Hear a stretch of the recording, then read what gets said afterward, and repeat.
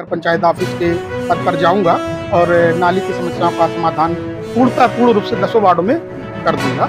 आज उन लोगों को, यहाँ की जनता को मुझसे बड़ी उम्मीदें हैं और मैं चाहूँगा कि आने वाले कार्यकाल में मैं भारतीय जनता पार्टी मुझे टिकट दे और मैं यहाँ पर पूर्ण बहुमत से जीत कर जाऊँगा। ये मैं नहीं, ये जनता का विश्वास बताता है। और दोस्तों नमस्कार, मैं हूं धर्मेंद्र पांडे और आप देख रहे हैं पंचायत पत्रिका। हम लोग नगर पंचायत गायघाट में हैं और हमारे साथ महेश सोनकर जी हैं। एक पढ़े लिखे प्रत्याशी हैं और जमीनी नेता हैं, खांटी नेता हैं और आप अपनी जो दावेदारी करना चाह रहे हैं वो भाजपा से अपना टिकट मांग रहे हैं।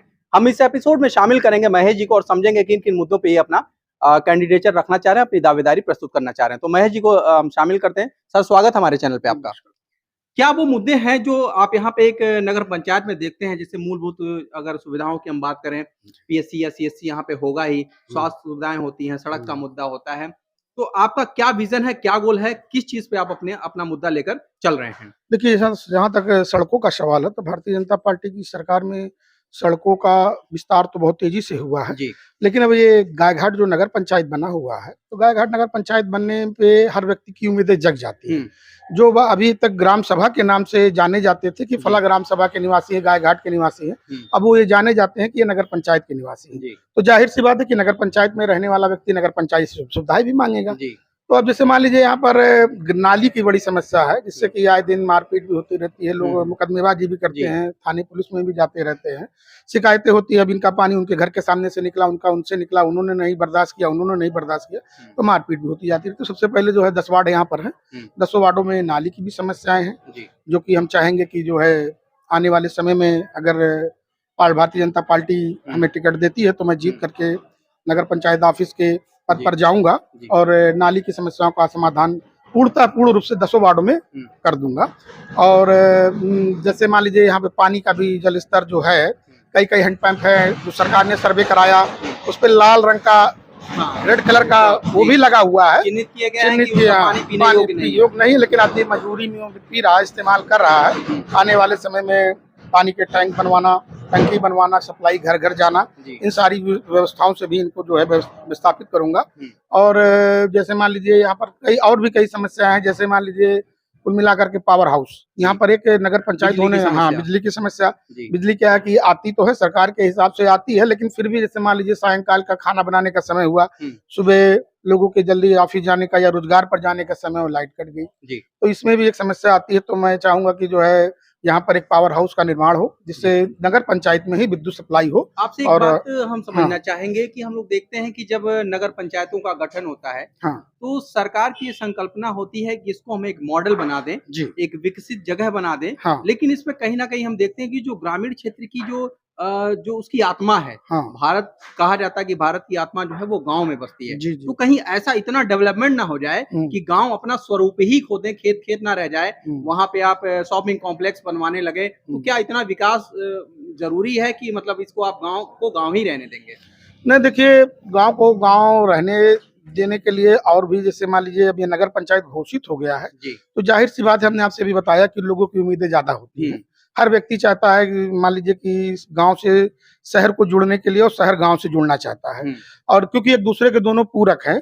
अब ये यहाँ पर आने वाले लोगों की व्यवसायिक स्थिति को देखते हुए निर्भर करता है कि भाई मान लीजिए अब हमारा नगर पंचायत ग्राम सभा से हट करके नगर पंचायत हो चुकी है, तो तमाम लोग अपना व्यापार यहाँ शिफ्ट करने के लिए बाहर से भी लोग आएंगे, जमीनों की खरीदारी करेंगे, खरीद फरोख्त करेंगे, व्यवसाय भी करेंगे, कॉम्प्लेक्स भी बनाएंगे, और जिनकी इच्छा है, जो नहीं बेचना चाहेंगे, जो अपने पर ही सीमित रहे, कृषि कार्य में ही लगना चाहेंगे, तो दोनों ही मिला जुला करके रहेगा। लेकिन एक मॉडल चेंज हो जाएगा, एक अच्छा जो है नगर पंचायत में इसकी गिनती होगी और लोग देखने वाले कहेंगे कि भी हाँ, यहाँ पर नगर पंचायत। क्या कुछ यहाँ पे अभी फायर स्टेशन वगैरह की सुविधा है या फिर नहीं? अभी ऐसा कुछ नहीं हुआ है।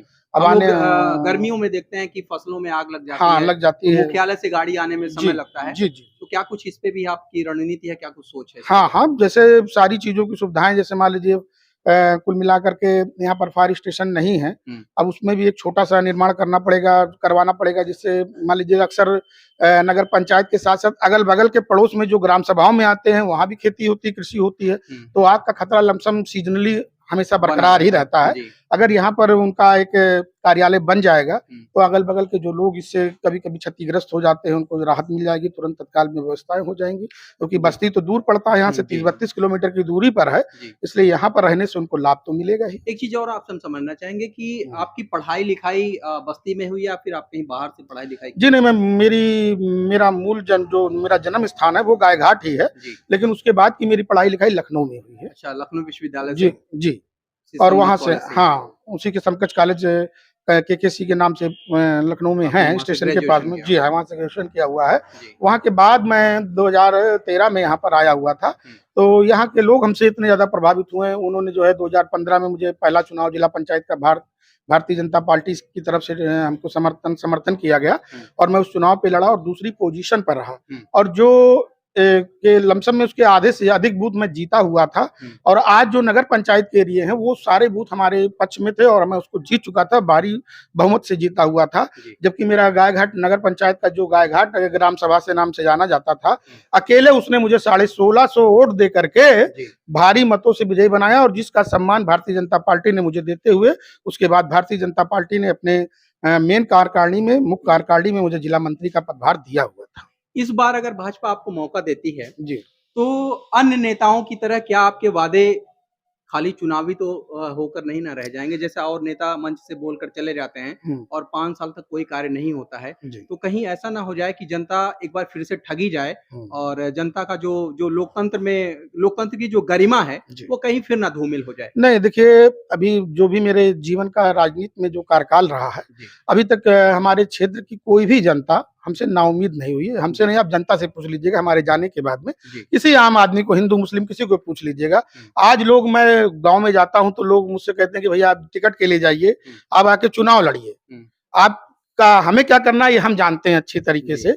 बल्कि और दलों के लोग जाते हैं तो लोग उनको बाद में, जाने के बाद में तमाम तरह की बातें करते हैं, लेकिन हमारे पीठ पीछे ऐसी कोई बात नहीं करते हैं। लेकिन वहाँ सुनने वाले लोग कहते हैं कि भैया आपके लिए तो लोग तैयार हुए हैं, और आप अभी हमारे जाने के बाद में यहाँ से आप कहीं भी पूछ लीजिएगा तो लोगों की जुबान पर एक नाम, उनको बड़ी उम्मीदें हैं। मुस्लिम, अभी मैं एक दिन बीच में गया था प्रचार में, प्रचार कैसे निकला तो एक मुस्लिम महिला जा रही थी, उनको मैंने नमस्ते किया तो उन्होंने कहा भैया नमस्ता करने की जरूरत नहीं है, आप टिकटवा लाओ, चुनाव लड़ो बस। अच्छा, बस उनकी यही उम्मीद है हमसे कि हमारा नेता, जो कि जिस समय मैं यहाँ पर आया था, भारतीय जनता पार्टी जिस तरह मैं अपने चरित्र को बरकरार रखा, अपने ईमान को बरकरार रखा, उस तरीके से आज उन लोगों को, यहाँ की जनता को मुझसे बड़ी उम्मीदें हैं। और मैं चाहूंगा कि आने वाले कार्यकाल में मैं, भारतीय जनता पार्टी मुझे टिकट दे और मैं यहाँ पर पूर्ण बहुमत से जीत कर जाऊंगा। ये मैं नहीं, ये जनता का विश्वास बताता है, और मैं उनके विश्वास पर खरा उतरूंगा। ये 110% मैं आप सभी से और यहाँ की जनता से वादा करता हूँ। तो महेश जी का जो है वो पार्टी के ऊपर भरोसा है और जनता का महेश जी के ऊपर भरोसा है। जैसा कि आपने बताया, ढेर सारी बातें यहाँ के बारे में बताई, यहाँ के नगर पंचायत में क्या क्या चीजें होनी चाहिए, जो मूलभूत सुविधाएं होती हैं उस पर हमने बात की, जो चर्चाएं की, और आपके पॉलिटिकल करियर के बारे में, एजुकेशनल क्वालिफिकेशन के बारे में हमने चर्चा की। एक पढ़ा लिखा व्यक्ति, एक पढ़ा लिखा लीडर ही इस समाज का सर्वांगीण विकास कर सकता है।